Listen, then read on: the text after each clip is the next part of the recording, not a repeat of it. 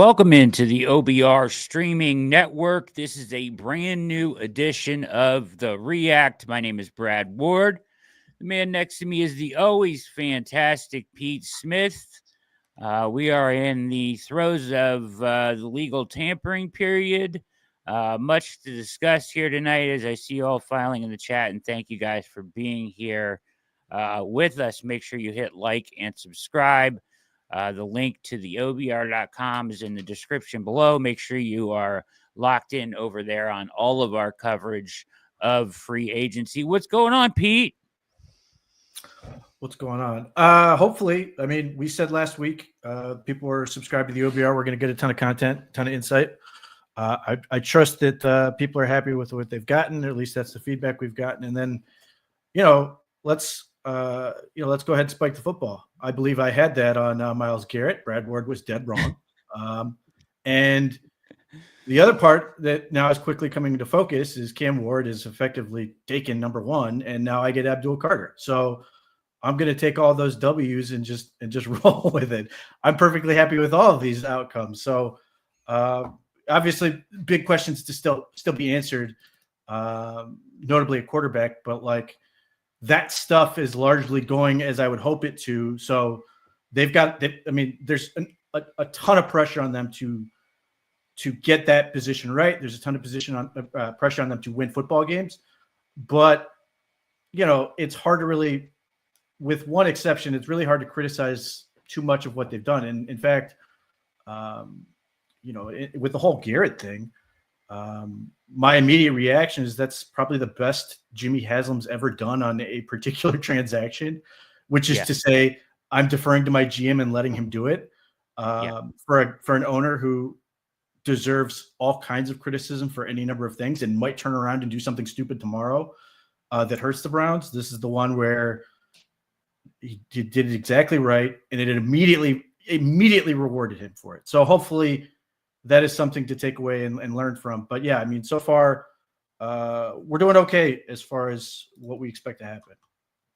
Yeah, I last night on the free agency show, I gave credit to you for exactly laying out the Cavs thing and everything, and Garrett on the sidelines, and laid it all out for everybody. Said Pete had this one from a couple miles out perfectly. So so it came to an end faster than I think we thought, but the end result being the same. Free agency so far, Browns traded DTR and a 5th-round pick for one Kenny Pickett. We'll get into that a little bit. They then overnight, nice signing, I think, with Cornelius Lucas, 33-year-old tackle, 2 years, $11 million. I don't think we have the exact details on that yet, but I checked out his career. I mean, he's been solid his whole career, basically, for the most part, and even played really well last year. 74.1 PFF grade on 464 snaps. So I think an upgrade over Hudson, who got more money than him elsewhere. Yeah, this is the prescription for a swing tackle. This is exactly what you wanted. Has prototypical size for a tackle. He's like 6'8", 330. So he's another giant that the Browns can bring in. He doesn't have the versatility, but I sort of relate him a lot to what they had when they had Chris Hubbard. Okay. Extremely professional. You know exactly what you're going to get from him, and he's rock solid. And you got it at a price everybody can be happy with in a market where you're seeing a lot of guys. You mentioned James Hudson, who I have no ill will towards. I will always give him week 10 of the Ravens, where he and Wyatt Teller are like a tag team running the ball down the field before they get that big shove to sort of break the Ravens defense. But they got him cheaper. They got Lucas cheaper than the Giants got Hudson. So that's, to me, is immediately a dub for the Browns. And like I said, exactly what they needed to have happen. We don't want to see DeJuan Jones get hurt or Jack Conklin get hurt, but Dwan Jones has now had 3 surgeries in 2 years on his leg, which is not a good prescription for anyone. Jack Conklin has a bad habit of people crashing into him. So hopefully these guys stay healthy, and signing Cornelius Lucas ensures that those guys stay healthy. But if somebody were to go down, Cornelius Lucas can step in and play a professional level of tackle that you're going to feel comfortable with. May not be a superstar, but rock solid, going to give you a professional level of play. Yeah, a guy that, Jack Duffin in the chat there, a guy that Jack Duffin had on his sheet for a couple years now as a target for the Browns. So good on you, Jack. Also, then today, they go ahead and sign Joe Tryon-Shoyinka, I guess is how you say that. I just remember him as Tryon when he came out in the draft. I liked him. He has a tremendous RAS score, very athletic kid. He went 32nd overall to the Bucks. And he's an edge. A lot of people talking about as a linebacker, but he's an edge. 15 sacks over 4 seasons, 1 year, $4.75 million.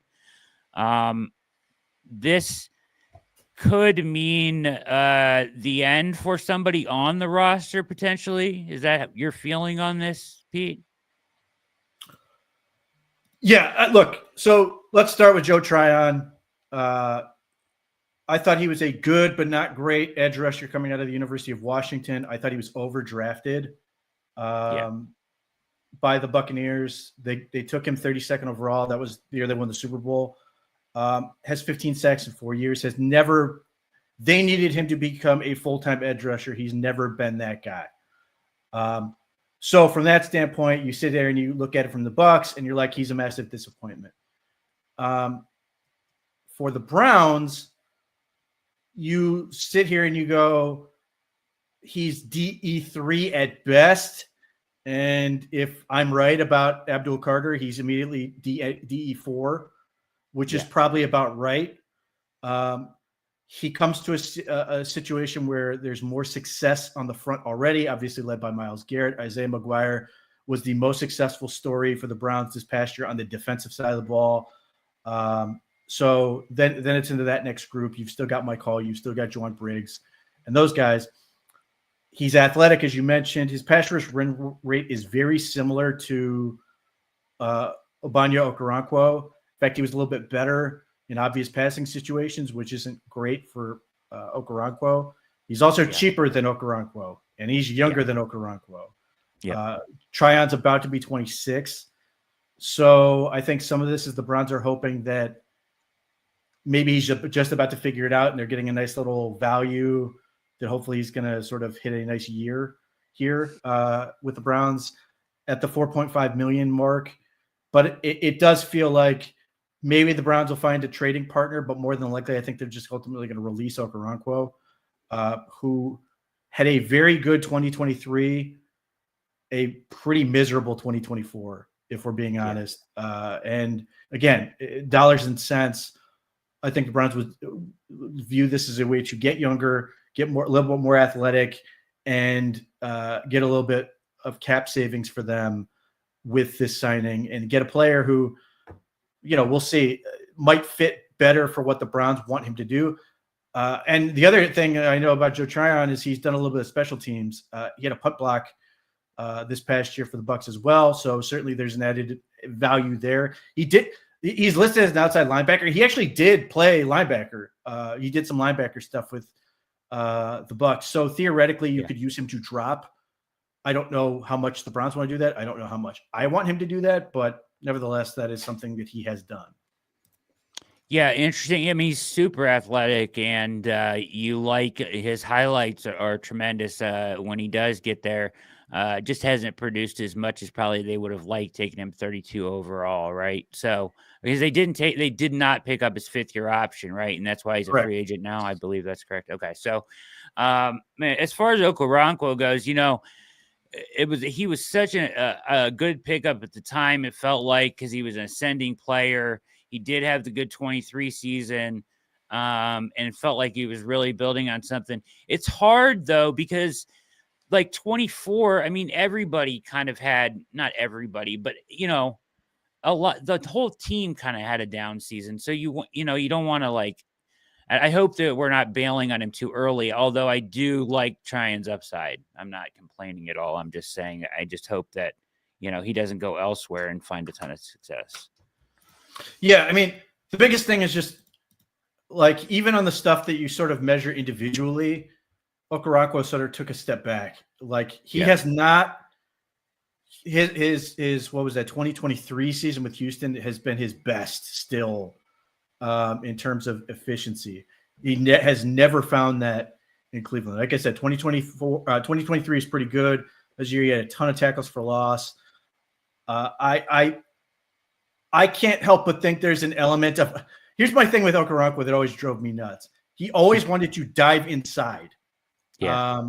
He always wants to shoot the gap on the inside. And just, being familiar with Tryon, he's a little bit more sort of naturally inclined to want to take the outside and cover his gap, which I think is going to play better for what this happens. But like just over the past 2 years, the number of times where suddenly somebody is running to the outside and you see Okoronkwo crashing inside and completely taking himself out of position and screwing his linebackers over was really sort of frustrating. I like the player. I know they liked him from a professionalism character standpoint. And that's the thing, like the two moves the Browns have made that are changes that are like bittersweet, Okoronkwo and Dalvin Tomlinson, who are both like very well-regarded people. And the Browns need as many of those as they can get. Good locker room guys, professional guys who are going to be a benefit to your locker room. So that is sort of the unfortunate side of this. Hopefully the Browns will continue to replace them with guys who are going to bring more of that element, because obviously they can't afford to take a step backwards. They need as many character guys in there. They need as many beneficial locker room guys in there, because culture and being effective in that area of the game has to always be a focus for them. All right, 2 questions from the chat here, Pete. Any chance that Wright kicks inside more than letting Ogbo go? I think it's a money thing more than anything else, as far as like replacing Tryon with Ogbo. But I'll let you speak to that. So let's just go through. Let's just play by the numbers. Let's just the defensive end room: Myles Garrett, Isaiah McGuire, Alex Wright, Joe Tryon, and Okoronkwo. At that point, you have 5. If the Browns are going to draft, whether it's, let's say it's not even Abdul Carter, I would be very hard pressed to see this team skip out on the edge class this year and not get another rookie who's cheap. In a world where suddenly Tennessee is on the way to the podium and it strokes out and takes Travis Hunter and the Browns can take Cam Ward, I would still be very surprised if the Browns did not take another edge rusher. So while I understand that, like, yes, Alex Wright, his value, much to Jack Duffin's chagrin, is that he can play both outside and kick in and rush. And I think they're going to keep him to do that because Jack's currently trying to cut him because he's going to make $3.4 million this year. That's where I think the money becomes a problem, because you are literally going to have one of those guys being active. And they're not going to pay, potentially Okoronkwo at that point to be inactive. And they're probably not going to keep, have too many games where they're rolling with all 5. So that's a draft pick somewhere is going to happen. Then you've still got those other 4 guys, and then you're at Okoronkwo. So that's where I see him as the odd man out. And then Chef asking if there's a free agent safety out there. I know that I think both you and I like Justin Simmons. I had him in my free agency mock. I know you mentioned and we have as breaking well. news. Devin Bush is back. So linebacker is done, which is, I'm curious to see what the contract is. Jack was convinced that he was going to go elsewhere. I was not. I kind of thought he was going to end up being back because his knee is a problem and it's going to limit him forever.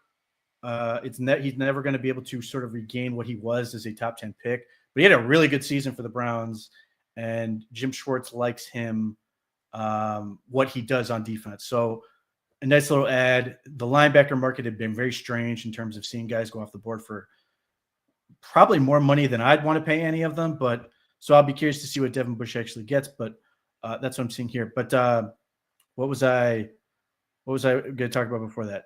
Justin Simmons. Oh yeah, I like Justin Simmons.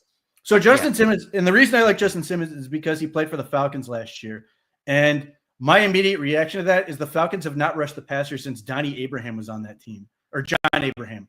So I would like to assume that going to the Browns, where they will have Myles Garrett and potentially Abdul Carter and Isaiah McGuire and all these other guys, that has the potential to then make Justin Simmons immediately look better because they have a consistent, hopefully what is a consistent pass rush. And we're going to get a secondary that looks more akin to what we saw when it was historically, a historic defense in 2023, as opposed to what we saw in 2024. And in some ways that would apply to anyone in the secondary.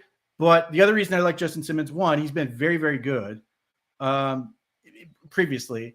And the Browns, if they aren't going to just hand the job to Ronnie Hickman, which I do not believe they will do, they need a veteran who can set the defense. They need somebody who can take command back there, who understands how to get guys lined up.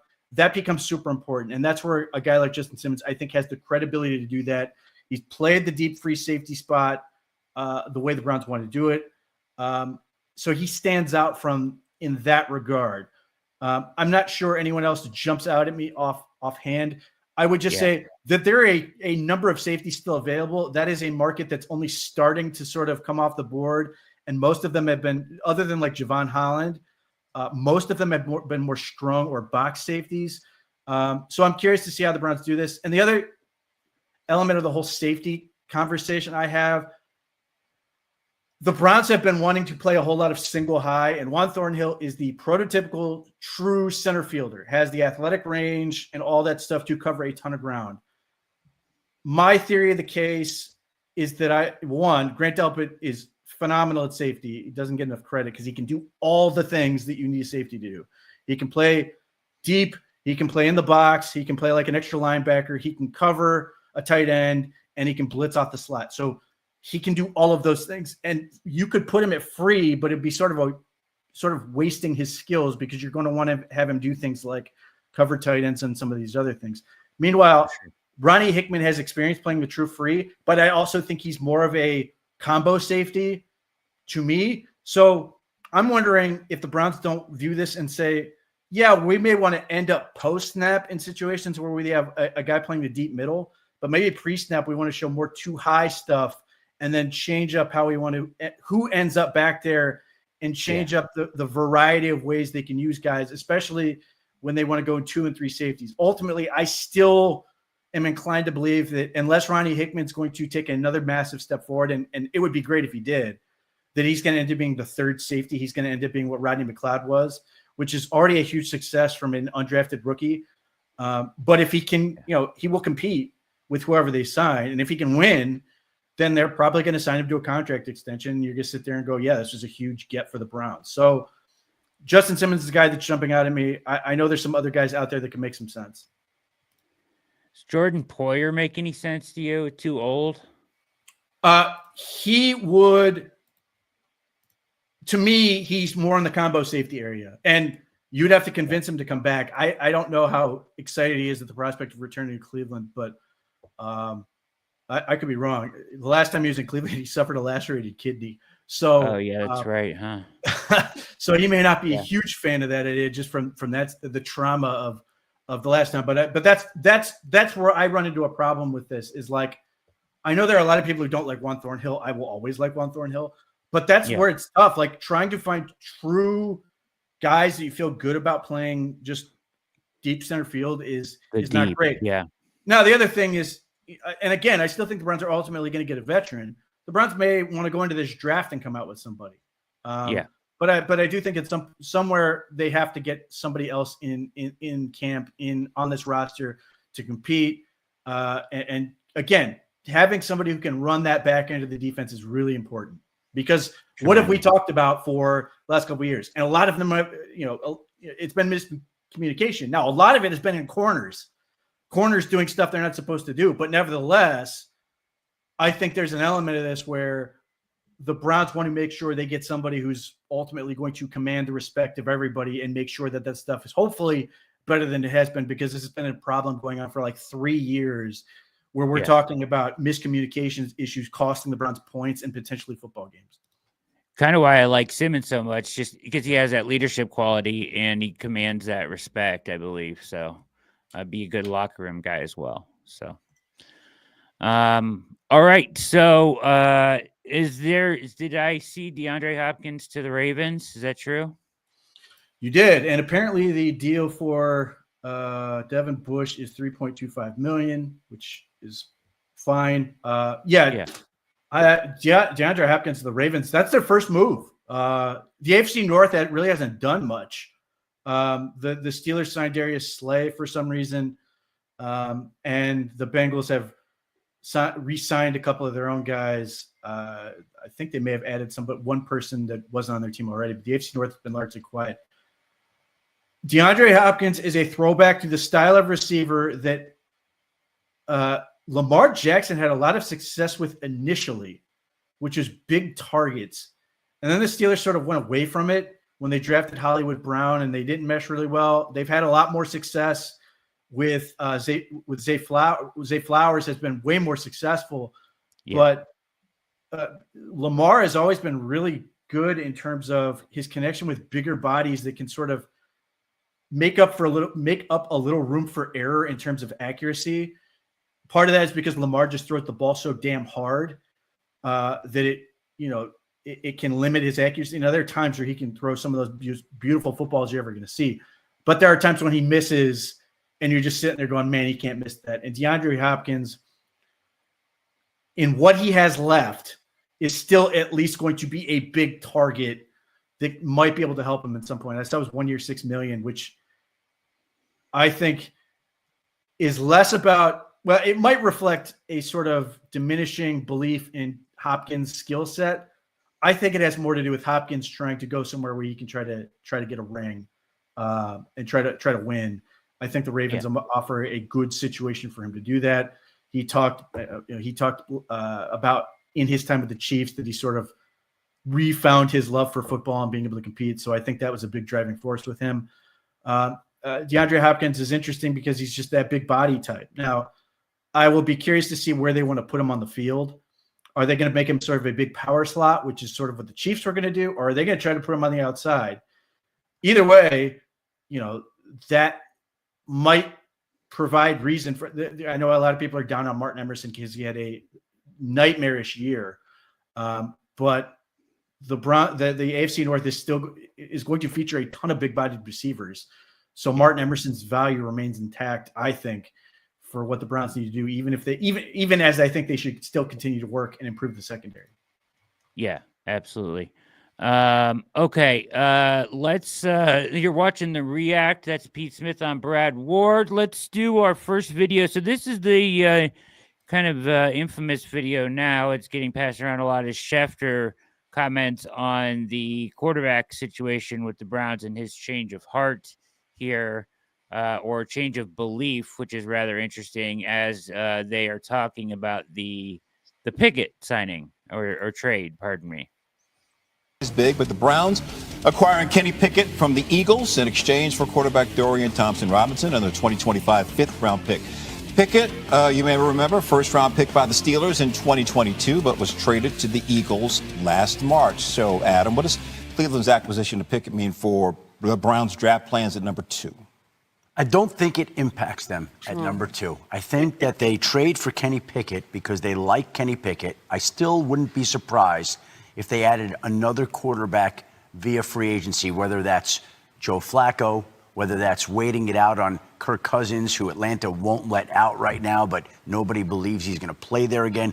There are some options out there, and we'll see which one finds his way to Cleveland. But I think that the Browns recognized a quarterback who was a former first-round draft pick that they figured it was worth taking a flyer on. Why not? He was a former first-round draft pick. He's costing you a fifth-round draft pick and one of your backup quarterbacks.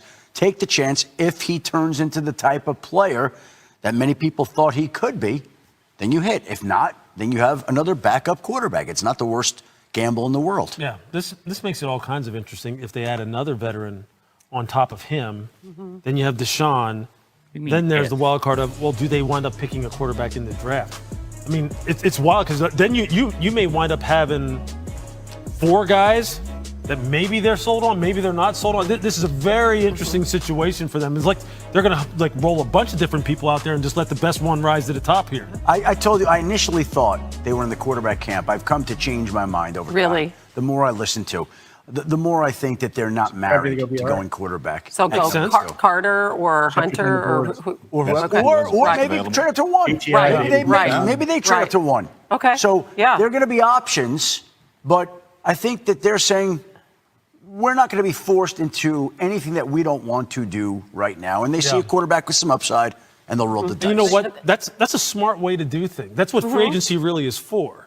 Is to theoretically have you try and fill as many needs as possible so the draft just comes to you organically. Not like some teams who say, hey, look, you know what? We're just going to fill needs in the draft. Not a wise choice. They still love Flacco there, by the way. Right? That was really cool. That was a really cool marriage there. Got him into the playoffs. Sorry, another big move today. Please explain. All right. So a couple things, Pete. First of all, if it's insanity to believe that they're going to go with Kenny Pickett and he's their solution. That's insane. Let's just put that to an end. That cannot be the solution here. We will have serious issues on this end if that is the solution, Pete. You're going to have to talk me off a ledge if that actually happens. But I would assume they would bring more bodies in. And music to your ears there with Schefter saying, oh, I've heard some different things here about quarterback. I was listening to you probably.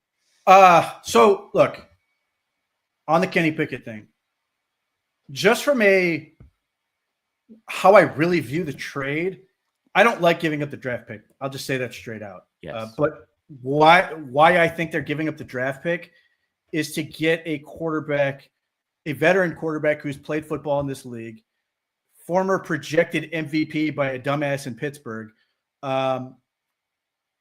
is because he costs basically $2.6 million. That's it. So that becomes an annoying cost-saving mechanism that I don't like, but I get sort of the long way to sort of look at it. Beyond that, it's a scratch off. Like, I don't have any faith that Kenny Pickett's suddenly going to be a good quarterback or even a functional quarterback. Honestly, I've never really gotten it with Pickett. He's okay at times, but like as a third string guy on 1 year for $2.6 million and change. Okay. They wanted to clean out the quarterback room. So be it. So, and there was an expectation the Browns weren't going to have all, 12 draft picks and use them all. Right. I would have certainly preferred to use those draft picks to, make a Jerry Jeudy like trade as opposed to Kenny Pickett. But I suppose the universe has to sort of balance itself somewhere. So I don't have a whole lot of faith that this is going to work into anything. Having said that, the Browns want to make sure they have enough arms for OTAs and stuff, arms that they believe are going to be there. Yes, the Browns could theoretically cut Kenny Pickett anytime. I don't think they're going to because the salary he has is guaranteed. So I think he's basically locked in. In a strange world where Kirk Cousins were to get cut and sign with the Browns for the $1.255 million, and the Browns were to draft somebody, the whole quarterback room would cost like $6 million for the year. Yeah. Plus all the dead money they're spending on Deshaun Watson. But that would be a very useful get out of jail free card for them to sort of offset the continuing cost of that debacle. But like, as I said, I have no expectations for Kenny Pickett. He can compete with the backup to be the backup. But obviously the best case scenario is the Browns get a better, more capable veteran quarterback that can start games. They get a rookie they like, and we never see either the rookie or Pickett the entire season. Yes, that would be ideal. I see people saying he's an upgrade from DTR, this, that, the other. Your point is well made about my biggest issue there is the 5th round pick with DTR. And I guess that's for the contract, right?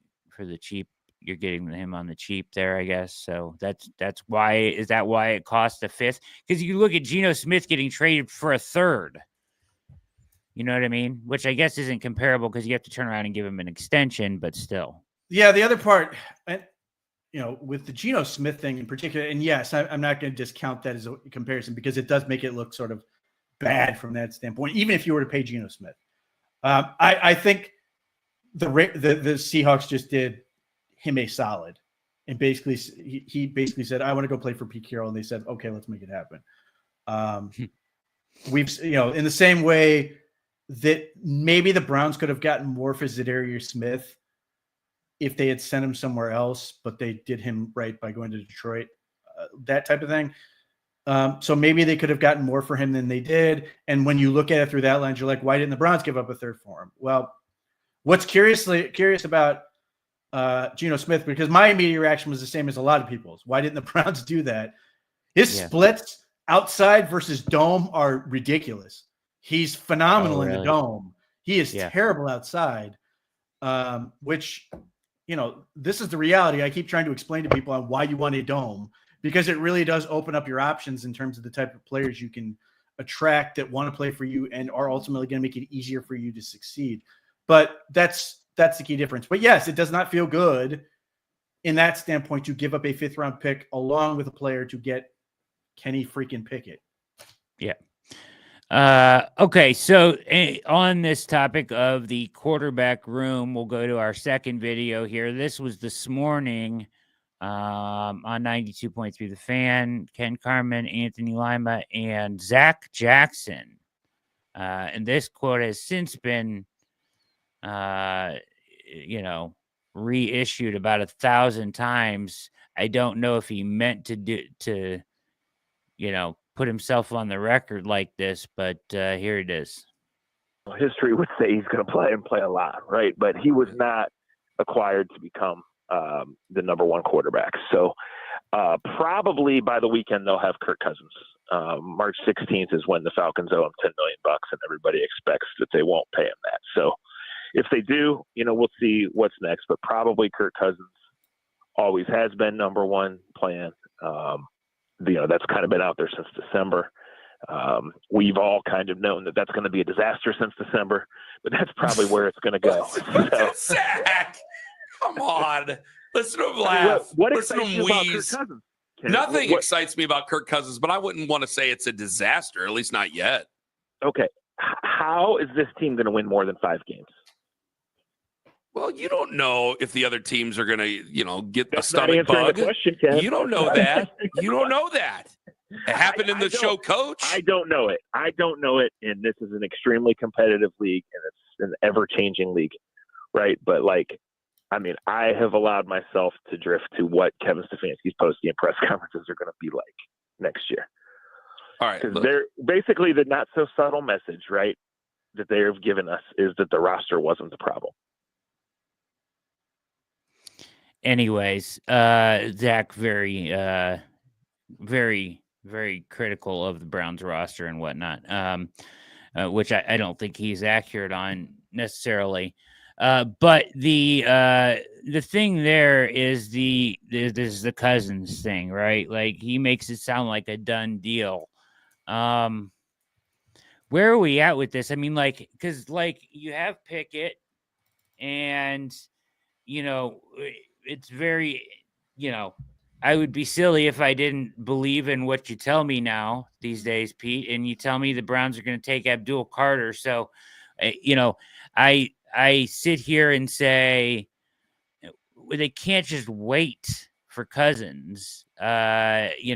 If it takes till the date is actually the 17th, I believe, or the 18th, Monday, I believe, that he's due his $10 million bonus. So it's kind of a dangerous waiting game if they just wait and don't do anything else with the quarterback room for Cousins and then say that doesn't work out.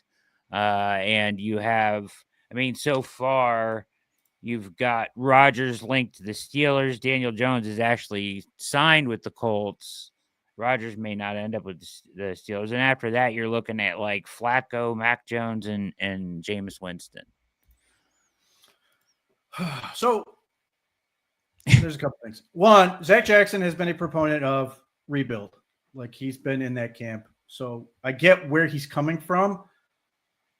I guess I fundamentally disagree. The Browns have a lot of work to do. But like, even if Deshaun Watson was everything they thought he was going to be, much of the work they were going to have to do, they still have to do.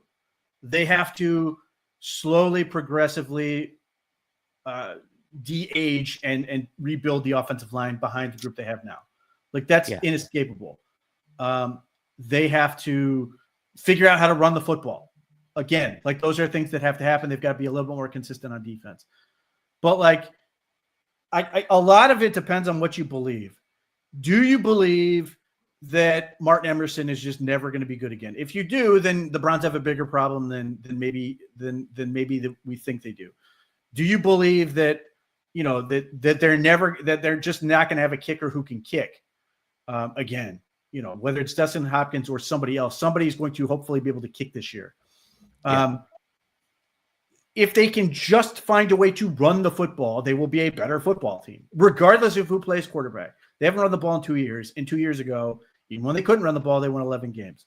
So I guess I've continued to view this as the Browns are somewhere between 11-6 and 3-14. It's just a question of where do you land. And ultimately, my test for that is, if Jameis Winston played every game last year, what do you think the team's record would be? And I land somewhere between about 5 and 6 wins. I don't think it's a Herculean effort to then get to 9. I think that's a reasonable lift. And, you know, if that's Kirk Cousins, if that's Mac Jones, if that's Jameis Winston, if that's Joe Flacco, I don't see that part is unachievable. But they have to get the other things right. They have to be able to stay healthier than they have in this year. And if they get a guy like Abdul Carter, and he's just what Chop Robinson was for the Miami Dolphins last year, then the Browns are going to be better on defense, because Chop Robinson, who is not as good as Abdul Carter was in college for the same school, Penn State, but he was, you know, was in the argument for Defensive Rookie of the Year this past season in a role that Abdul Carter would absolutely play for the Browns. If they get that out of him, then people are going to be super excited about what he brings to the team. And they have Myles Garrett and they have all these other guys.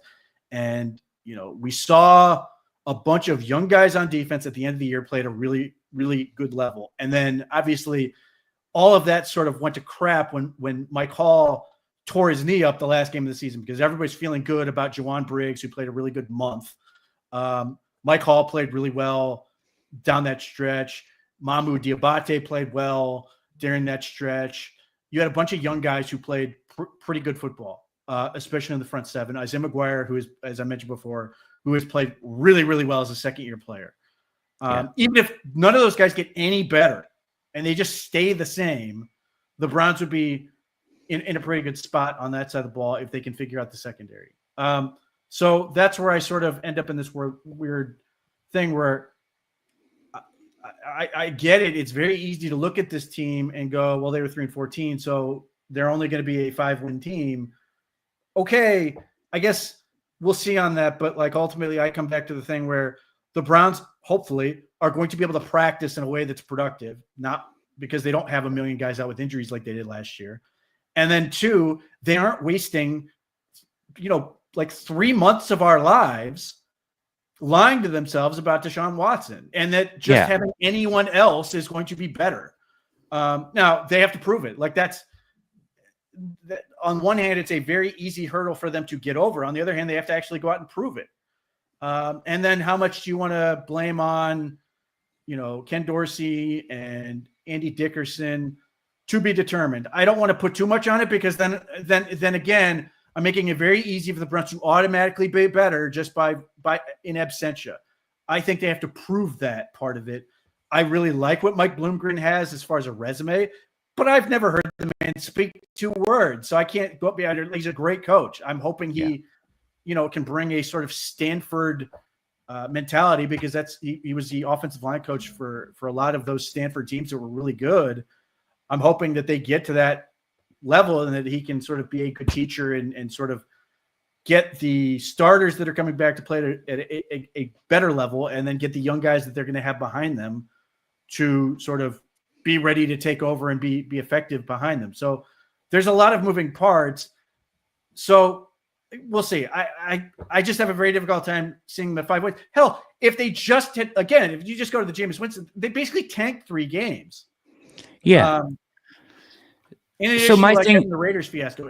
Now, even as I say all that, the schedule looks more difficult this year. It does, as well. yeah. So that's also another element of it. But like, just get competent quarterback play, average quarterback play, and the Browns will win far more games. I agree with you, and like 100%.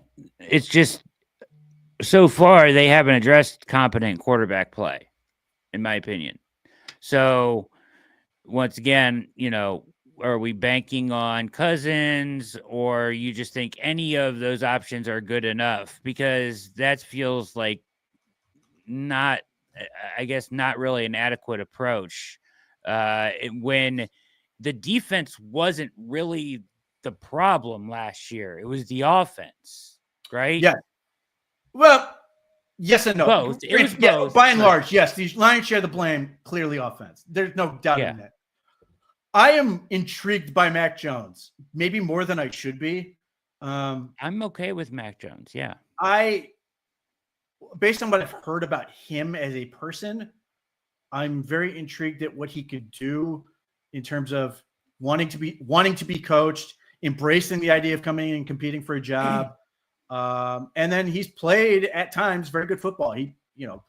This would be the classic example of a team going out and getting a player who absolutely destroyed them at one point, as he did with the Patriots. I would suggest to people who are very interested in taking a quarterback potentially second overall and maybe advocating for a certain quarterback who may or may not have been played at the Big 12, watch Mac Jones. Watch him play and see if he doesn't remind you of that quarterback. I'm just throwing it out there because here's the thing, and they're not a one-to-one comparison, and that quarterback could end up being far better than Mac Jones was, and Mac Jones could ultimately figure it out. But here's what I would tell you about Mac Jones. What was the sales pitch on Mac Jones coming out of Alabama? Didn't have a lot of not a big toolsy guy. Didn't have a big arm, wasn't a huge athlete. He just was smart and did things correctly and was really good leader and all those other things, to the point where people were talking him up as potentially the third overall pick in the draft, and the San Francisco 49ers were going to take him all this. Now, ultimately, I think he went 15th. And the 49ers took Trey Lance. I think at this point they wish they took Mac Jones.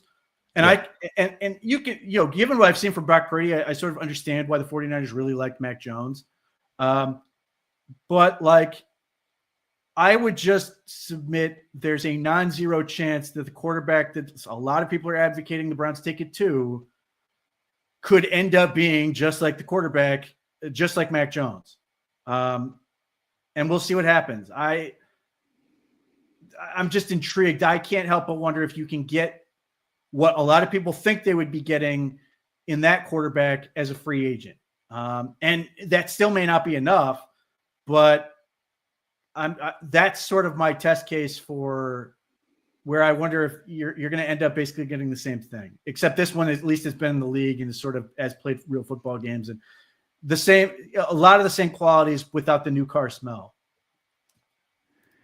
Yeah, no, yeah. I mean, I get that. And the idea should be to, as we've kind of talked about on here, it should be to throw a couple options at it. Like, so Mac Jones and Cousins and Flacco or whatever, right? And Wentz. Although I don't think Winston is the best fit anymore, but like, it's just, I would like to see them do that and maybe get in on some of this quarterback stuff. I'm sure that they are in on some of it, I would think. Just playing this waiting game for potentially Kirk Cousins, who could potentially say he wants to go elsewhere. And Jeffrey, to your point in the chat, he would get paid just because he's making $1 million. If he gets released, he's getting paid by Atlanta. So it doesn't matter where he goes. That's the whole point of him getting released, right? So I don't know. And do you worry about Cousins playing outside? Sorry, say that again. For whatever reason, my thing completely cut out. You're good. Do you worry about Cousins playing outside? I worry about everything with Cousins. But at $1.25 million, I'm okay with the risk. Yeah. I want to believe that he's going to be better another year removed from the Achilles. I want to believe that if his Achilles is healthier, maybe he's not going to rely so heavily on his shoulder and arm that's going to potentially put that as a risk. I don't know how much he's really gained or lost since college, but obviously played at Michigan State. So it's not like he's unaccustomed to playing outdoors. He played at Washington for years and was fine. I think what the Browns would be asking him to do, he'd be okay. But no, I don't sit here and go, I'm an advocate for Kirk Cousins. I think it would be a fine quarterback for the Browns. I'm not of the belief that he's going to suddenly be the panacea and fix all of their problems. For all the reasons I've addressed before, he's not going to be a guy who can move a whole lot, and that can limit what you can do as an offense. And that one of the reasons I don't want to live in a world with a pure pocket passer. But if the Kevin Stefanski, for the most part, has done a really good job of scheming guys open quickly. So if he has a quarterback that can see it and process it quickly and get the ball out, then good things can happen. Is that going to lead to Kirk Cousins having a Pro Bowl season? I doubt it. But if he can get back to something that resembles what he looked like in 2023, people are going to be very, very happy. Yeah, that's kind of my hope. A year removed from the Achilles, whatever he was dealing with the shoulder, and you get some kind of an accurate version of that, and I think that he could play in Stefanski's system and do well. In the meantime, though, while they wait, do you think they make another move? I guess that's my biggest contention. So do you think that they will make another move before they effort Cousins? Because I think ultimately they will effort him. I think that's the big question. I think they get a little bit of grace by the fact that Aaron Rodgers and Russell Wilson have not moved yet. Okay. I'm wondering if those things are sort of holding the market up. Basically, my read on the situation is everything that makes this delay is good for the Browns, because obviously if there's no movement and then Kirk Cousins is suddenly in the market, it's a great situation. I have to imagine that the Browns are at least in contact with whatever their next options are. And I know at least one of those things has been reported on the OBR for those who have subscribed. They have to at least touch base, because they cannot find themselves in a situation where they go, oh crap, we get no quarterback. Yeah. Because that is currently the situation the Giants might find themselves right now, which is a nightmare scenario. The Browns cannot do that. Now, what I would like to do is I would sort of like to think about this in terms of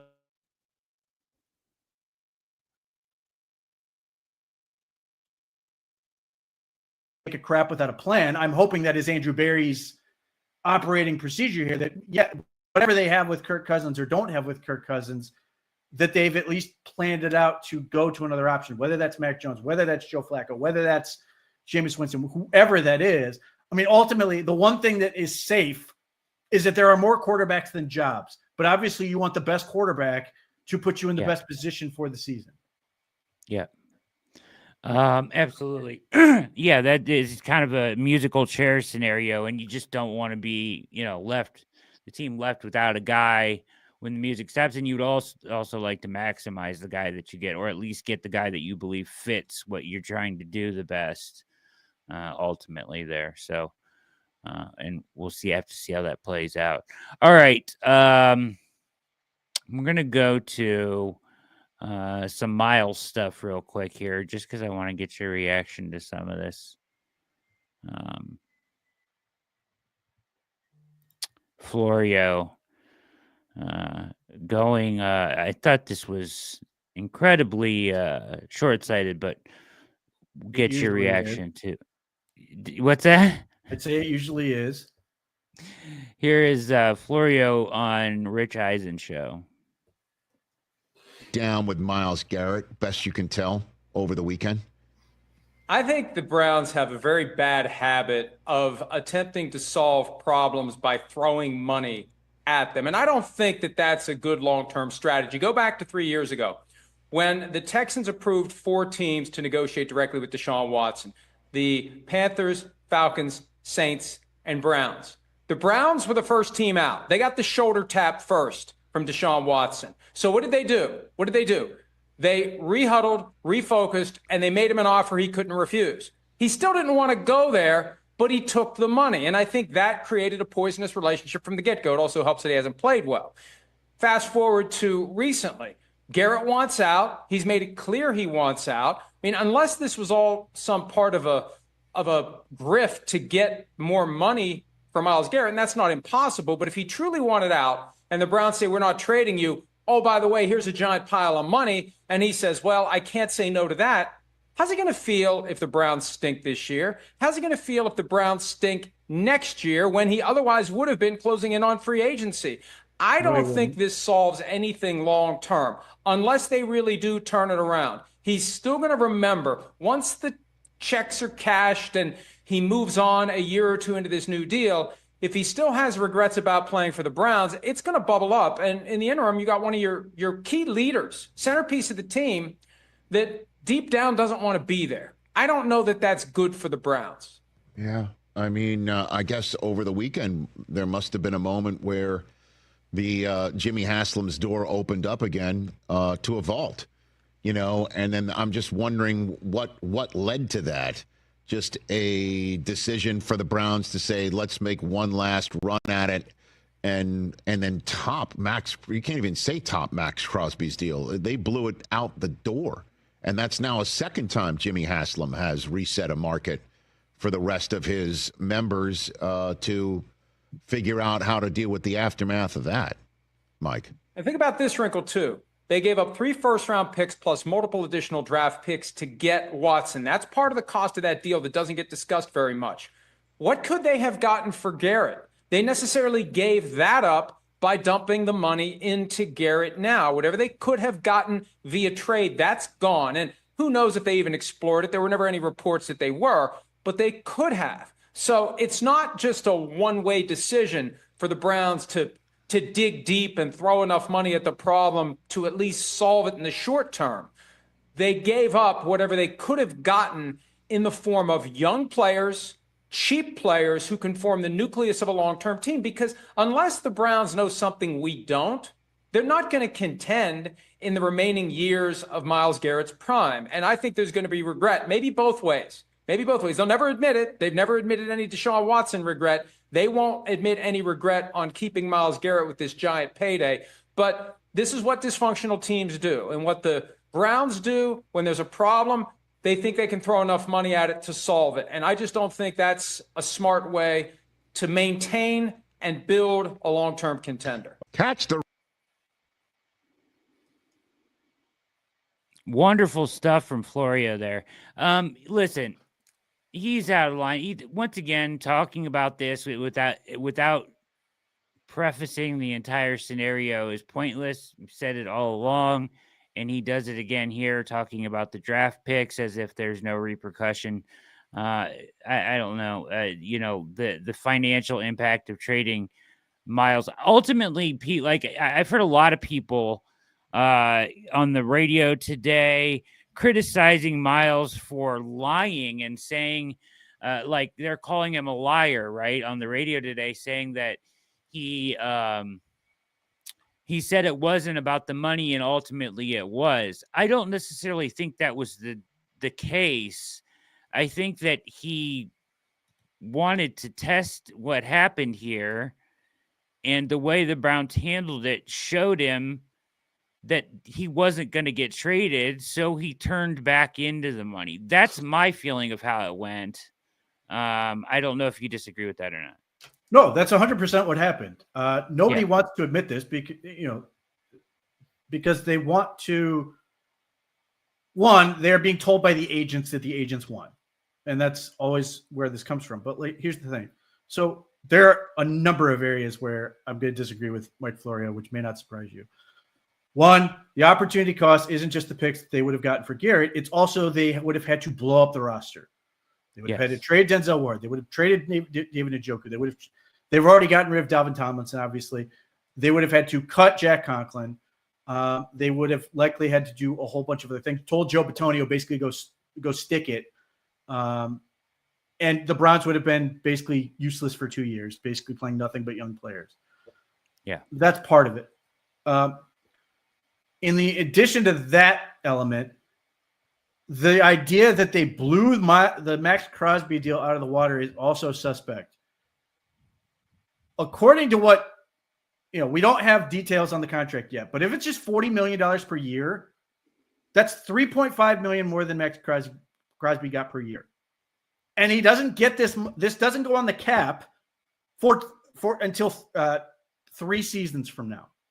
Yeah. So the Browns got ahead of the game. Now, you, myself, and Jack Duffin had a conversation about this months ago.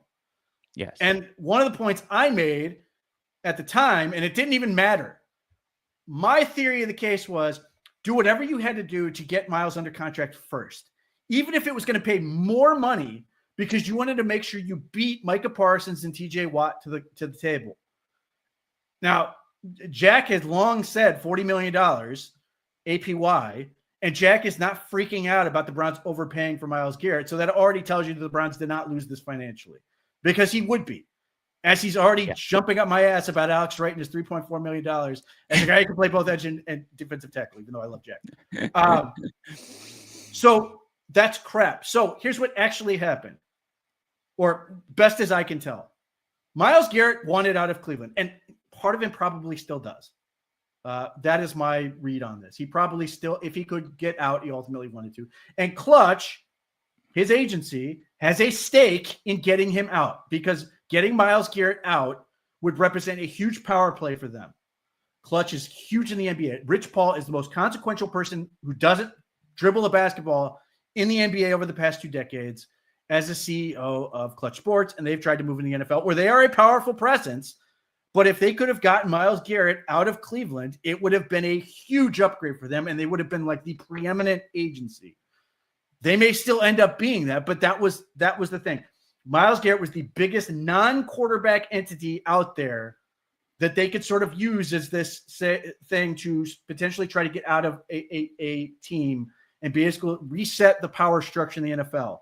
And I can promise you that every team that wasn't hoping they would somehow end up with Garrett, their owner was rooting for the Haslams to do exactly what they were doing, because they don't want to set the precedent that it's okay for players to get what they want. They love this, and they view the NBA as a cautionary tale, and they sit there and go, we never want our league to end up like that, where player says, I want to be traded, and it happens. They look at that and go, never, never, ever going to happen. So ultimately, after trying to get out and coming up with the weakest, flimsiest arguments that ultimately blew back on Myles in most cases, I think his agency, and I think Myles is part of this, but I think his agency basically said, look, man, we can keep going with this, but they're not moving. We're just wasting our time here, and we're basically hoping till June at best that maybe you get out. The threat of sitting out games was never real. In what universe did anyone really think he was going to turn down $160 million to $200 million and be just like, I'm good? Just not living on this planet. So, and to Myles' credit, he's not stupid. He sits here and goes, if I'm going to be on the Browns, even if I'm not thrilled with it, I got to get into it. I got to get on the team in time to put my team in a position to go out and sign players and put myself in the best position to succeed. Because if I'm going to be on this team and I'm putting my body out there, I don't want them to suck. So I think there was a pragmatic element to this where he basically said, I got to get signed and get this thing over with. Now, is there some structural element to this where maybe the agency gets themselves a win with the no trade clause or something along those lines? I guess we'll see when the contract comes out, but he was always going to get the best non-quarterback contract, the best, highest defensive player, and the Browns win. They win this because they beat Micah Parsons to the negotiating table. They beat TJ Watt to the negotiating table because if those guys got their contracts first, the Browns were going to have to pay even more to get Myles Garrett under contract. Jamar Chase is sitting there going, I want the highest non-quarterback contract in the league. And now the Browns have screwed, or at least put the screws to 2 divisional opponents who now have to negotiate these contracts. Now, I don't expect TJ Watt is suddenly getting a $160 million deal, though it wouldn't hurt my feelings if he did. I hope he gets more than Garrett does. Micah Parsons might. So timing is everything. So even if we acknowledge and we say, yeah, the Browns paid a little bit more to get this deal done, it would have been worth it to beat these other guys at the table. We've seen this in the past. Now, obviously, under much better circumstances, the last time the Browns negotiated Miles' extension, they got it done as fast as possible. They got it done 5 years, $125 million. The Chargers waited a year. They could have negotiated early, but waited. Not only did they wait a year because they took Joey Bosa the year before Myles Garrett, then they waited until after Garrett's deal was negotiated, then signed him to a 5-year, $135 million contract. So they Browns ended up saving $10 million and got the better player. So all these other teams are now going to have to play catch up and have to pay their players in commensurate. Now, again, TJ Watt might not get the same amount of money, but I suspect his agent's going to ask for a little more than he did before. We may never know the truth of it, but I suspect they're going to get a little more. I know damn well Jamar Chase is. He's been all over Instagram talking about how much more money he wants. So that part of it is completely hollow to me. Look, the agent wins by the fact that his client got $160 million and whatever guaranteed. But in terms of what Clutch was trying to do and what Miles was trying to do, they lost. They came out of this with exactly what they were going to come in with it. Maybe they got some small W in here. But what we are doing is we are saying to the Browns, you lose because you did the Deshaun Watson deal. The other part of this I would point out is Myles Garrett is 29. He is a genetic marvel in the sense that whatever lottery there is for genetics, he won. Yeah. His body is practically indestructible. He's an absolute freak show. You know, the thing with his feet is the closest thing he's had to a real injury in his entire career. He had the shoulder thing after the car accident. It was a bicep subluxation, as far as I understand. It healed naturally. So this foot, if he has surgery on his feet, be the first football-related surgery he's had in his entire career. Joey Bosa, meanwhile, is falling apart. Now, Myles Garrett has far more in common with the Julius Peppers and Khalil Macks of the world than he does with all these other guys that people want to compare him to in terms of projecting his age. Khalil Mack just signed an $18 million guaranteed contract at the age of 35. Julius Peppers played until he was 36. Now, Myles Garrett, maybe he will suffer a significant injury at some point and it all goes to hell. We don't know. But his body to this point has been remarkably durable, in addition to the fact he is just a freak show. And he might, if his feet get fixed relative to what he was dealing with this past year, he might even be better even when he was playing at a defensive player of the year level already. So he could easily play through this entire contract and get another contract after that, even if it becomes a year-by-year basis. So is it possible that the Browns could continue to suck for the entirety of his contract? Yes. Unfortunately, it could be true. But it's also true that much like the Washington Commanders, they could turn around instantly after one good, they hit the right combination of things and suddenly they're right back in the mix. The Browns, like most teams who have sense, are betting on the fact that they have a better chance of hitting and getting lucky, or however you want to say, skill, luck, whatever, with Myles Garrett on the team, because the nightmare scenario, however unlikely you want to view this, they trade Myles Garrett and everybody else that comes in. But even if we just isolate Myles Garrett, they trade Myles Garrett, stumble into the quarterback, and sit there and immediately going, God, I wish we didn't trade Myles Garrett. Yeah. That is sort of the nightmare scenario. And the other thing I will point out is the Seattle Seahawks. The Seattle Seahawks hit the jackpot. They wanted to trade Russell Wilson. They got fed up with this crap, all the stuff Brad Ward hates about him. And they traded him for 2 first-round picks, 2 second-round picks, some other stuff, and 3 players. That was in 2022. One of those picks was the 5th pick of the draft from the Broncos. And they took Devin Witherspoon, who's a hell of a player. 2 years later, since then, they got – one of those picks was 5th in the draft. They even got lucky after trading Russell Wilson and hit on Geno Smith, who was a very good quarterback for them. And now they have done the thing that most people are advocating the Browns would do, is blow it up. So after 2 years of hitting the jackpot on all these picks and assets and everything, Shelby Harris was part of that trade, now a member of the Browns. They are effectively resetting the whole offense. And the Denver Broncos, who gave up all these things to get Russell Wilson, who did nothing for them, are in a better position to contend than the Seattle Seahawks. So, yes, there's a world where, I think Houston Texans are sort of the example where you're sitting there going, man, you could cash in and get all these things. But here again, those were top picks. You're talking about trading Myles Garrett for what would likely be like picks in the high 20s or 30s. Yeah, 2 back-end first-round picks. Yep. The Seahawks hit the jackpot, and they are 2 years later. They've gotten rid of what was a 27-year-old DK Metcalf. They got rid of Tyler Lockett, who was old. They got rid of Geno Smith. Yes, he's getting old and wanted to leave. They have torn down to the studs. And so now they have to do all this stuff again after hitting the jackpot. So, and all these Seattle fans are sitting going, what the hell are we doing? And yeah, they got Sam Darnold and nobody there to block for him, but we'll see how that works. But they're literally sitting there, Seattle go, what the hell did we just do? We sort of unnecessarily just completely dismantled the thing. It's not like they got a huge haul of draft picks. Yes, a second round pick is nice for DK Metcalf, and a third round pick, fine. But it's not like they got this bonanza of draft assets. So maybe Seattle will get lucky this time and figure it out. But you sit there and you look at this, if you're a Browns fan, and obviously the Myles Garrett thing's already settled, but let's say it wasn't, and we're still talking about this. I would look at Seattle and go, this is what we want to do. We want to be the Seahawks who just did this, and they're now doing it again. It's very worrisome to me. So, not only would you have to have traded Myles Garrett, and you would have not gotten equal value. Let's make that straight up. You would not have gotten, even if you're trying to trade, there's no way 4 quarters for $1 and do that whole thing, you were not going to get it.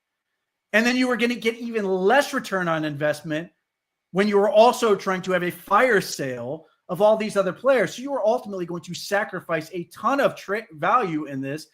So ultimately the Browns made the decision that let's just stick with it and figure it out. Now that may not work, and there may come a point where we're going to sit here and all hate it. They've got to hit these they've got to hit well on these draft picks. They've got to do the things that they are sort of promising themselves to do. But I certainly sit here and if you're a national person covering a team, covering the league, it's certainly more interesting to look at what Seattle's doing, because there's all this world of possibility. What could they do with all these draft assets? What are they going to do with Sam Darnold? All those other stuff where the Browns are not as interesting to talk about. So it's easier to sit there and go, oh, the Browns must suck because they're the Browns.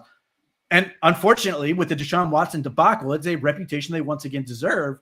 But I would favor them. And I look at the Myles Garrett thing as, and I wrote this, I think they have relationships to fix, both between the organization and Myles Garrett, the organization and the rest of its roster, and then Myles Garrett and the players. I hope they're willing to do the work to get those things done. Yeah. Myles Garrett has a leadership credibility issue. This has been existing. He's not the guy you really want leading your team, and he sort of has it by status. And he's basically flat out said he doesn't really want to be the leader of the team. Okay, fine.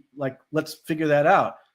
But he kind of threw his teammates under the bus a little bit, not necessarily him, but through the media. I think there's an element of that. I think there were some issues with players and how he sort of operated this whole thing. Even if players are ultimately yeah, go get your money, there's a little bit of that, and I think that part is very manageable.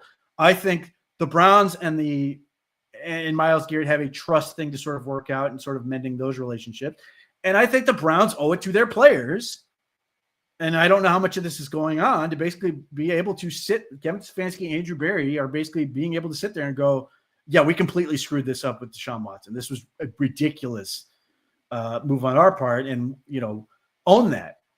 And I don't know how much of that is going on or is going to go on, but I do think that's something that somehow, some way has to get sorted out. But just isolating this in terms of Myles Garrett negotiation with Browns crushed it. They did everything you would have asked them to do. They handled it extremely professionally. Jimmy has him again. Give him credit where it's due. He didn't screw it up. And because the comparison I would instantly make is what he did with Baker Mayfield, where suddenly a quote is making its way to a Tennessee newspaper that takes a bad situation and makes it that much worse. Instead, he backed his GM. He didn't allow this to become an NBA fiasco, where the owner, the superstar is talking to the owner and the GM, which harkens back to LeBron James and the stuff he did when he was with the Cavs, where and throughout his career, where the GM basically is acts at his behest, and it's sort of, the GM is basically viewed as LeBron's employee rather than, the actual general manager of the team. It just becomes LeBron and the owner. I don't want the Browns to be in that situation. Jimmy Haslam has hired Andrew Berry to do this job. Let him do it. We criticize Jimmy Haslam for doing all these things, from fax machine to everything else stupid he's done in his tenure as owner of this team. I don't want him involved in these type of things. I want him to take himself out of it as much as possible. I want him to empower the guys he hired to do the job. And ultimately, if he makes the decision Andrew Berry shouldn't do it, fine, get somebody else. But I don't want him manually doing it. I desperately want him to get out of being, sort of envisioning himself as the next Jerry Jones, which doesn't work clearly. So kudos to him on that. I hope this empowers him to let those guys handle their stuff going into the future. Good on Miles to realize, like, when in us discussing the Miles thing, one of the sort of timelines that we didn't think about that they did was the free agency. And him, I don't think there's any coincidence that this happened, the day before the legal tampering period, to your point that you already made. If he doesn't sign then it will impact what players will sign here. You know what I mean? And who will want to come here to a certain degree. I think it would not have impacted agents. I think agents were smart enough to know what was going to happen, but I do think it would have impacted players. Yeah. I think it absolutely impacts player enthusiasm in terms of wanting to join the Browns. If this thing is hanging out there, if you're a defensive player and you're sitting there going, man, I'm thinking about joining the Browns and I don't know what Myles Garrett's situation is. Yeah, my agent's telling me he's going to be there and all this. He's locked in, he's done, and I'm sitting there going, man, I want to play. I'm a safety. I want to come in. Man, I know Myles Garrett's going to be there. I feel better about my situation. Yeah, they got Isaiah McGuire. Maybe they're going to take Abdul Carter. They've got Denzel Ward. Man, I feel a lot better about this situation than, man, what's going on? I'm coming to the building. This is a weird vibe. And this whole – I do think that changes it. Likewise, you're an offensive player. You're sitting there going, my life is going to be easier because I know Myles Garrett's going to be there. I'm not worried about this element. I don't think agents were going to be an issue, but I do think agents would have had a little bit more difficulty selling the client, and that matters. So I do think that stuff is important. To your point about the being first to market here, I have another clip of the same man talking about the effect on the Bengals, and they're in trouble. Tobin, the Bengals director of player personnel, from the scouting combine regarding their plans for paying Jamar Chase. They have written the check, not literally, but kind of. Here's Tobin. Jamar is always going to be our priority. He's a fantastic football player. He's going to end up being the number one paid non-quarterback in the league. We're there. Let's get it done. The earlier we can do some of this stuff, the freer it gives us to build the rest of the team. Maybe they're going to say, when he adds, we're there, let's get it done, he means as of that day, $35 million. That's it. Never mind any future developments. But this is what happens when you drag your feet. This is what happens when you F around. You find out. They could have signed him last year. They gave him a bad structure. The numbers were right. The structure was bad. They thought he would take it. He didn't. And now they're going to have to pay a hell of a lot more. And it keeps going up. 40's the floor. And he can just sit back and wait and see what Micah gets. He can sit back and wait and see what TJ Watt gets. I mean, hey, Bengals, you've waited this long? I'm fine to wait. Let's see what these other guys do, and then I'll do mine. Yeah, I think we both thought that he was going to get 40 or north of 40 anyways, right? Now, does this make it go up a little bit more? I don't know if it does, but you're right. They definitely they spoke it. I would think, it goes a little bit more too. Right, I would think so, certainly. But we expect him certainly to be the highest paid receiver in football. I thought he was going to be the highest paid non-quarterback in football. I mean, him or Micah. But yeah, this changed a little bit. But we know they want to get it done. I mean, by all due accounts, and I don't know what is taking it so long to finish it here or get it finalized, but they're cheap. They're cheap. Trying to balance the T. Higgins thing. And by all due accounts, I think back into a conversation we had last week, they're trying to appeal, whatever you want to say to Joe Burrow. They know, like you've talked about before, they can't mess with Joe here. This is the first time ever in their organizational history they have a guy that's actually putting the hot poker on ownership's ass and going, oh, crap, I actually might have to spend some of this money. Or I'm going to lose a cherished piece of our organization and one of the most popular people in football in Joe Burrow. So by all due accounts, they're going to try to do right by him, Jamar Chase, figure out this T. Higgins things, and that's why they're putting Trey Hendrickson on the trade block, because they're going, damn, we can't pay them all. We're cheap, like Florio said. Let's just try to make 2 of the 3 happen, hopefully. But they got to get this one done before they can even think about T. Higgins. I think they got a real problem with Chase. I think he wants 50, and maybe that's just his way of getting 45, but it's going to be a massive contract, and it makes it hard to re-sign T. Higgins, and it makes it hard to re-sign Trey Hendrickson. And I still think the Bengals want to create the impression for Joe Burrow that they tried. They don't really intend to, they don't want to, but they want to make it look like they tried, and I don't know if that's going to be good enough for Burrow, because at some point Burrow is going to say that you failed. You didn't try, you failed. Because the Eagles do it. The Eagles have all these guys who are well paid, and that's the problem. I think Burrow applied the red-hot poker too late. The red-hot poker should have been on Mike Brown's butt last year to get Chase done last year, to get Hendrickson done last year. I think we got Hendrickson on the schedule for later in the show. Maybe we don't. If we don't, I'll find a way to mention. Oh, we do. So we'll because I think I know what's going on with Hendrickson. I don't know for sure, but I think I know. But delay costs money, and they've waited too long, and they didn't get a playoff appearance out of it last year with less money for Chase, less money for Higgins, less money for Hendrickson. Now they got to pay more and hope they can get better results. Hi, it's Mike Florio. Interesting. He's not gonna ask for 50, is he? That's absurd. 50? He can ask for whatever he wants. He won the Triple Crown. He can ask for whatever. But what is he going to get? I don't know. But again, if 45 is the realistic number, then Myles Garrett's a bargain. It can't be both. Exactly. You can't be, they just paid Myles Garrett an obscene amount of money and then go, well, Jamar Chase gets even more because Myles Garrett is the better player. Again, so that's where I sit here and make up your mind. Again, I understand why people are mad or sort of down on the Browns and for any number of reasons, but on this, they played it they did exactly what they said they were going to do, and there's this element of people who are mad about it. Yep. All right. Next video is actually from Cleveland Browns Daily. It was in our Slack today. So this is Mary Kay Cabot talking about the Browns taking a swing at quarterback. I know you would love this one, Pete. So absolutely have to be looking for their QB of the future. The problem is this is not supposedly a great year for quarterbacks. So there isn't that clear-cut, 4 or 5 guys that you think can come in like there were last year.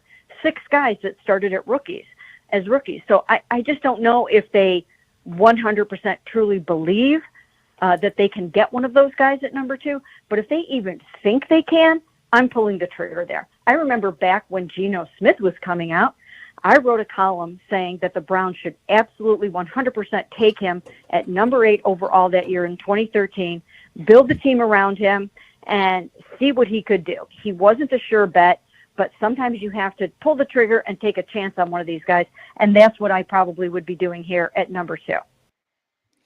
Wasn't a sure bet. Petey was a bust until 3 years ago.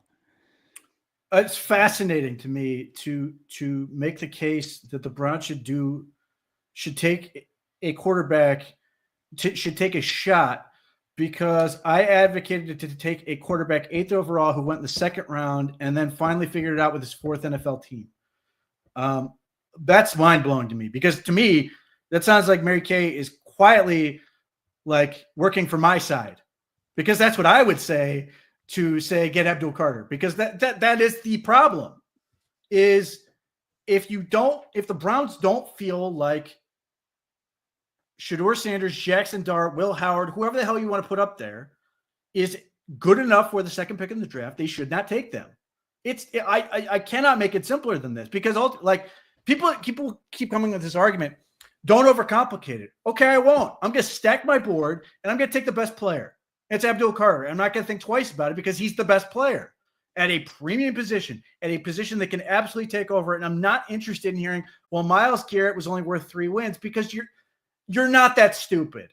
No one is that intellectually dishonest to say that Myles Garrett was only worth 3 wins. When what I think you should take away from what happened in the last 2 years is Myles Garrett should have been the MVP of the league in 2023. That is my case, because the rest of the roster was apparently that bad around him that he was able to carry the team to 11 wins.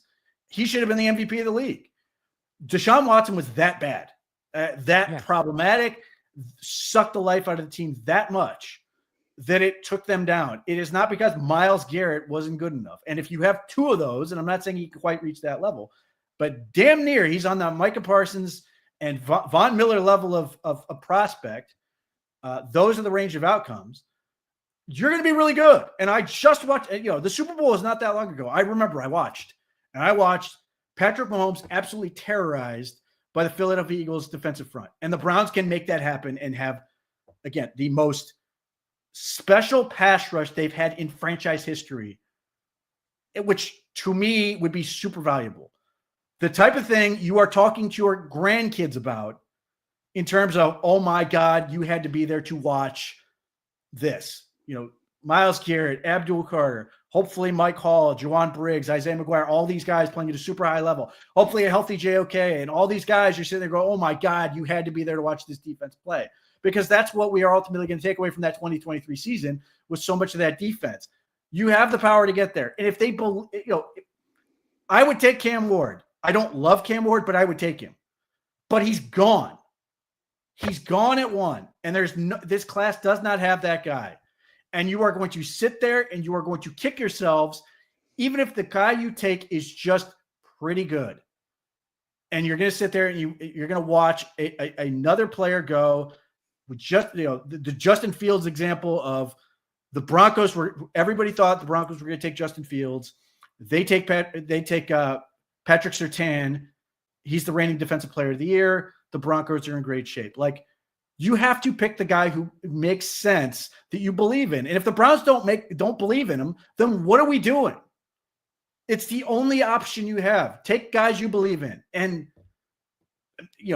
maybe an upset of upsets is going to happen. They're going to say Shedeur Sanders or Jackson Dart, whoever it is, we're going to put the flag down. But the reality is they're most likely not. And then they're going to be, they're going to want to get a guy, they have to obviously get through the season and make it happen. But they're not going to survive taking a guy they don't believe in and just hoping to get lucky. It's unrealistic. But if they can get an impact player, if Abdul Carter is that good, which, again, he's just Chop Robinson this year, the Browns are going to be a lot better on defense, and they're going to be able to win more football games. And ultimately, that's going to be more important. And hopefully, if that happens, then they're in position to get the guy they want. And people are going to ask you, which quarterback do you want? Well, again, just 2 months ago, everybody was willing to give up their second-born child for Drew Allar out of Penn State, who's going to be in college again this year and will be in the draft next year. Cade Klubnik from Clemson, who is an outstanding quarterback talent. Garrett Nussmeier is not really my cup of tea because he's more of a pocket guy, but he's Dane Brugler's top quarterback almost the entire year. He just hadn't played enough football. You're going to get that kid from Tennessee who's coming back for another year. Miller, the kid who was at USC, the transfer is really interesting. There's a number of quarterbacks. I like the kid, Kevin Jennings from SMU, even though he had a nightmarish bowl game against Abdul Carter. There are a number of quarterbacks that are in that upcoming class that are far more interesting to me. Yeah. And I'm with you. I've watched the film. I believe in Carter. I think that's the smartest move at 2. If Ward is gone 100%, I'm with you. But just to play devil's advocate about the quarterback position, because this is what I hear people say. So I just want to speak all right. So you can't like to your point, you can't just try to luck out on somebody, right? At the quarterback position. If you don't believe in them. At the same time, though, say you get Carter and Garrett in your dominant defense, how do you get the quarterback then next year? Oh, that's a good question. Well, you do what the Chiefs, Ravens, and Bills all did, which is you get the guy you want and you trade up. You are in a much better position because your team is better. Hopefully, you've done the work that we need them to do, like on the offensive line, and they're able to sort of progress that forward. But then you get a guy on a team where you feel much better about the situation, and you, one, get the guy you want. Two, you have a plan in place so you can put them in the best position to succeed. And three, your team is better enough around them that you don't need them to save you.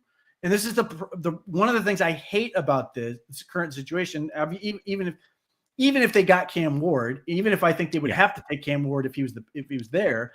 I don't want the Browns, or I don't want to be I don't want to have the rookie quarterback have to save my team. Yeah, I don't want to be in that situation. And yeah, injuries happen, and there's situations, and maybe the quarterback is just that good that fast.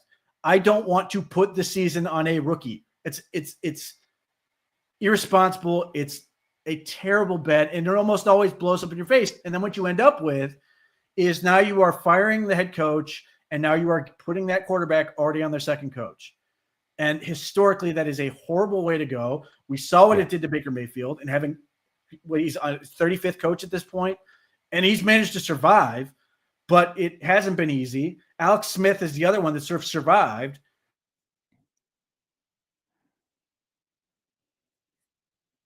We'll see what happens with Ben Johnson. But if he fails, we're going to look at it and go, it was because he was put in the situation with Matt Eberflus. And that horrible, horrible setup, and they put it all on him, and he failed miserably. And maybe people will just go, well, maybe he wasn't that good to begin with, because that's the easy default answer. No, the organization failed him.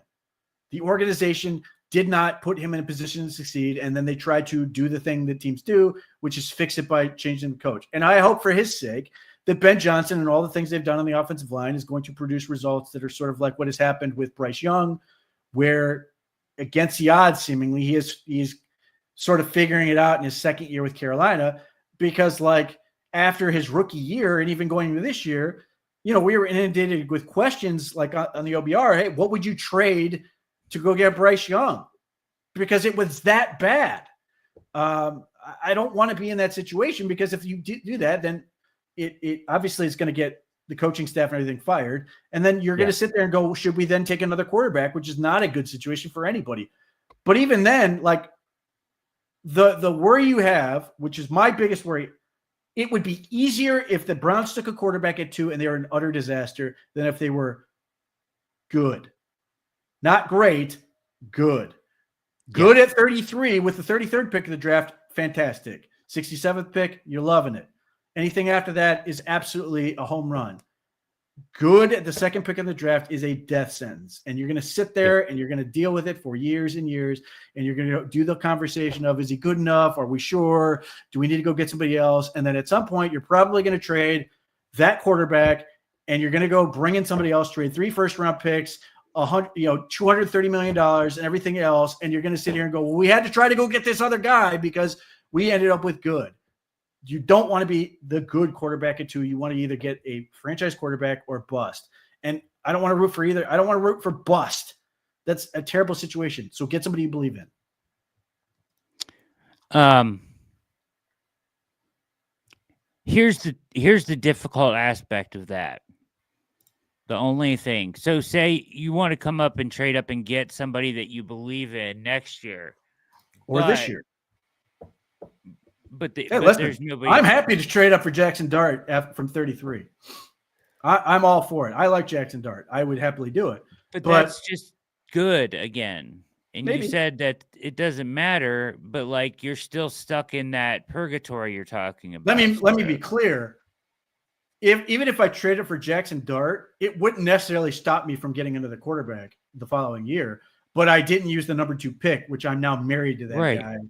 At $40 million. Totally. It's not prohibitive from you to turn around and go after the guy you want the next year, which is the key to that, right? But the thing is, like, say next year you want to come up and get somebody you love. Are you going to have enough ammunition to do so? You know what I mean? That becomes the real question. Yeah. Up there. Yeah. So, like, if it's all or nothing, like it has to be a franchise guy or nothing or bust, then you're kind of like, where does that end? Because, I'm sure fans would rather their team win 9 games, than 0. You would think. I would hope so. But again, like I think if the Browns win 9 games, everybody keeps their jobs and everything we go into this, I think people are going to be more comfortable with, them figuring out the plan going forward. But if you're asking me. No, I agree with you. Yeah. If you're asking me, would I rather take, again, Cam Ward is off the board at 1. Would I rather take, even if it's for me, Jackson Dart is my second quarterback, but even if it's Shedeur Sanders for you or whoever, out in the ether, would you rather get Abdul Carter, or if you want to make it Travis Hunter, I wouldn't, but if you want to, and then trade up from 33 to get either potentially Jackson Dart or Shedeur Sanders, if those guys fall below like 20, would you rather do that, or would you rather take the guy at 2 and maybe not feel great about it? No, yeah, I'm with you this year. I totally get it. It's just like you can apply the same philosophy to every year, and then you kind of screw yourself into the ground. But I get that you have to build around it. It's just like, you run the risk of not being able to get that guy, which has been the Browns' problem for 40 years. True. My answer to that is I would rather build like the Philadelphia Eagles. I would rather just get a team full of really good players and get a quarterback who's good enough than bet the whole thing on getting a quarterback all the time and saying, this is the one thing you have to do. And if we don't do this, then we're wasting our time. I think that is a really bad way to operate. I would rather just get a really good team and one that elevates the quarterback. Whoever you put that back there is going to be better. And then when you get your shot on one you want, not one you sort of end up with, get the guy you want. And you have that power to do that. But like, when you make it this thing, and because this is the thing I keep running into, is this nihilist viewpoint of nothing matters until you get a quarterback, which is crap. Right. No, I you agree can compete clearly. The Pittsburgh Steelers make the playoffs now. They haven't won a playoff game, but that's fine. But they still make the playoffs every year since Ben Roethlisberger's retired, and it's with guys you don't care about. Kenny Pickett. They made the playoffs with Kenny Pickett. They made the playoffs with Russell Wilson. Like, I'd rather be in that position and go up and get a guy than be the team who picks first because your team is garbage. No, yeah, I'm with you. I just, for the sake of the show, wanted to present the cases that I get presented all the time. So give you a chance to answer them. And I think you did so adequately. So let's do this. You're watching The React. Hit like and subscribe. We're running up here against it. Garage Beers is next, but we got one more video here. This is the ultimate Cleveland sports show talking about Dalvin Tomlinson's release. Other Browns free agency news. We mentioned it earlier, but the Browns are going to cut Dalvin Tomlinson as a post-June 1st cut, saving them about $6.4 million. They have more money to spend in cash. I wanted to mention that the Browns do have opportunities and avenues to open up even more cap space if they so wish. They have not done that yet, but they do have the ability to open up and generate more cap space. So, G, thoughts on cutting Dalvin Tomlinson and what's next for the Browns in free agency? Are they done making moves, or is there still stuff to get done? Now, my man Tyvis is over here. He's already anticipating what I'm coming with on this one. Hey, now look, we already talked about it. Here's what I would like to say. As a defensive tackle / defensive end, who's played multiple years with my hand in the dirt, body beaten and bruised up, I'm gonna let you guys know that I know that there's the thing that says you win the game in the trenches. It's a fact. You win the game in the trenches. Fact. But that's if you got everything else. you got to have defensive ends, you got to have linebackers, you got to have corners that can cover. And my thing is this: when you got 2 down linemen like Dalvin Thomas, those guys are very important. But Bull, if you can't give me anything in terms of the pass rush, if you can't be a 3-down lineman, just like linebackers, you got to be a 3-down linebacker, Tyvis, to get paid.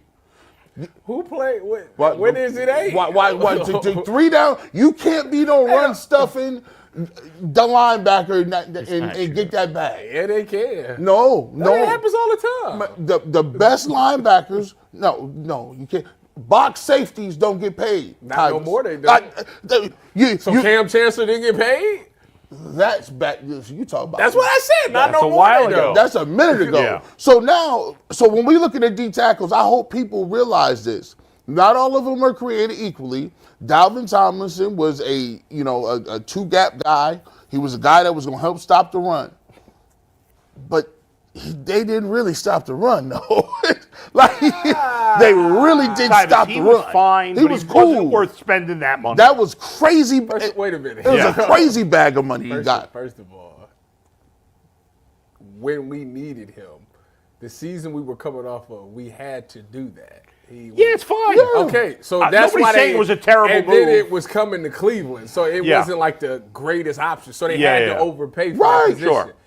You can't deny the fact that in the 2 seasons that he was at, the run stop has been better than what it was before he got here. Well, it was the first year. Yeah. I'm not killing Dalvin Tomlinson. It was time to move on. Though. I'm not saying that That's it. I'm not saying it ain't. Well, we're not. I don't think G's saying it was a terrible move, but G out of line. I'm just putting it in a perspective for y'all. The way I say it. I don't like the way that you sit here talking about the game ain't won in the trenches. No, it coming is from you.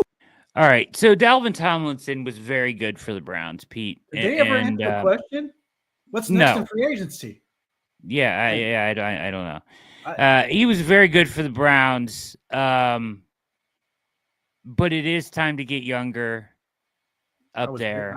I was waiting for some direction. Yeah. I can let you want to let it play? Let's go go on. No, we're good. They let me down. It's ruined. They didn't give me direction. Look, it was a lot of money to sign Dalvin Tomlinson at the time.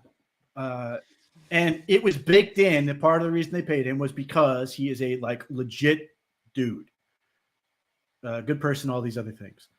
He was good at his job. He was a legitimately good run defender. And the Browns defense, particularly that last month of the season was I should say the Browns run defense was outstanding. It's hilarious given the knocks on him coming out of college, including myself. And I know the kid. I coached him. To say that the Browns defense got infinitely better when Mike Hall was on the field as a guy who was brought in to rush the passer. Him and Juwan Briggs were legit good at that stuff. And Dalvin Tomlinson was part of that. And part of the reason the Browns feel comfortable, and it's a risk. Let's make this very clear. It is a risk for them to move on. The money makes sense for them to move on, but this contract is always sort of designed to end after the 2 years. Yes. They need to sort of find that next guy. Now, if Juwan Briggs, off of the month sample we got, not a great sample, but he was very good in a month, getting about 20 snaps a game, right in that range. If they can find another one of him, they are set at that sort of 2-gapping nose spot. And even Dalvin Tomlinson was sort of an awkward fit relative to what the Browns want to do. Juwan Briggs is the perfect mold of that type of nose they want. He's a little bit more mobile, a little bit more athletic, a little bit more disruptive at the line of scrimmage, where Tomlinson is more stout and immovable. If they can find another Juwan Briggs, they are cooking. Now, the bet the Browns are making, whether it's free agency, the draft, or both, the draft has a ton of players in this interior defensive lineman in this class. They are putting pressure on themselves to find that guy, but if they can do it, they're going to be cooking there and getting younger. Joe Tryon is in the same mold. He's, as I said before, he's going to be 26. Mike Hall's 22. Juwan Briggs going to be 24. Isaiah McGuire, I think, is going to be 24. And then Myles Garrett's the old man at all of 29. And Alex Wright, another guy I think is 25. They're going to have the setup we want them to have in terms of having a very young defensive front that fits what Jim Schwartz wants out of these guys. They have to figure that part out, and maybe it's still free agency. There are some guys that are still out there that make sense. Malik Collins is somebody I think that can make sense. Now, he's not a nose, to be clear, but he might be somebody that makes sense. But if they want another two-gapper, I think they're going to try to figure it out in the draft. Shelby Harris is the guy I did mention. He is the old man. Has been great for what they got him for. But this is the unfortunate reality with a lot of these contracts the Browns sign, and really all free agents sign, is they're basically designed for 2 years and then to cut. And I think the Browns, in some ways, you sit there and go, I'm not super comfortable with them cutting him now because I would have liked them to sort of secure the spot first.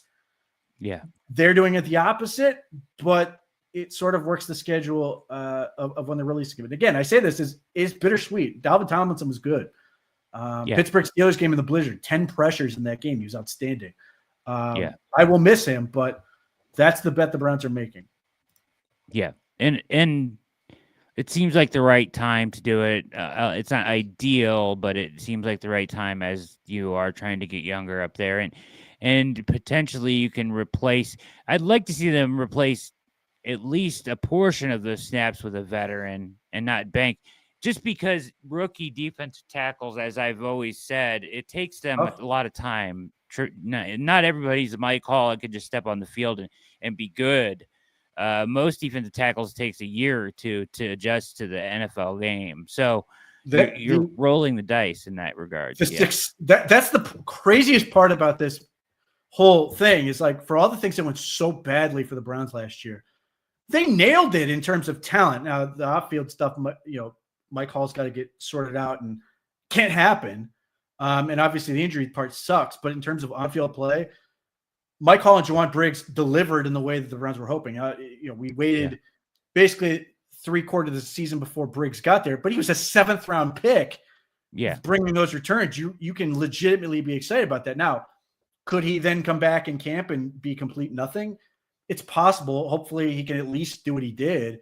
But it gives you reason to be excited that, and this was, at the end of the season, this is all I was interested in watching was the Isaiah McGuire, Juwan Briggs, Mike Hall element, because you had a second-year guy and 2 rookies who were just like absolutely crushing it relative to this thing, which is like, made it very difficult for me to listen to people saying, oh, the Browns have no young talent. I'm sitting here watching this team, at 3-12 play their asses off like they were playing for the postseason on defense. Yeah. That was legitimately something that was worth watching. Agreed. Good stuff, Pete. Before we get out of here tonight, we've got Garage Beers next. Make sure you get your beers and head to your garage for Michael Keefe and his show. They're fantastic. They're a lot of fun. So stick around for that. Hit like and subscribe on your way in or out. Any parting words here tonight, Pete? Well, I mean, subscribe to the OBR if you haven't, and if you know somebody who's subscribed, ask them why you should be subscribed. For sure. We're going to keep coming with all the stuff you're going to want to know, both for the rest of free agency and then ultimately next month for the draft. But hopefully, for the people who are subscribed, they feel like we're delivering everything they're hoping to get in terms of coverage the best we can. But yeah, I mean, that's the key. Subscribe. Obviously, continuing breaking news. We'll keep doing the YouTube stuff and all that stuff. But the biggest thing, subscribe to the website, help us out, support us in that way. Tell a friend, all that good stuff. Absolutely everything Pete said. The link to the website and the subscription page are in the description below. Take a minute. I mean, literally, the insiders and Pete have been killing it, putting out, and everybody's been killing it, but especially the inside information has been must read. So get over there and get subscribed. Thanks for watching the React in this channel as we push towards 7,000 subscribers and on up here as we're almost there. So make sure you hit that like, subscribe, and notification bell so you know every time we go live. We're going to get out of here. Enjoy Garage Beers next on the OBR Streaming Network. This has been another edition of The React. For Pete Smith, my name is Brad Ward. Have a wonderful evening. We are out.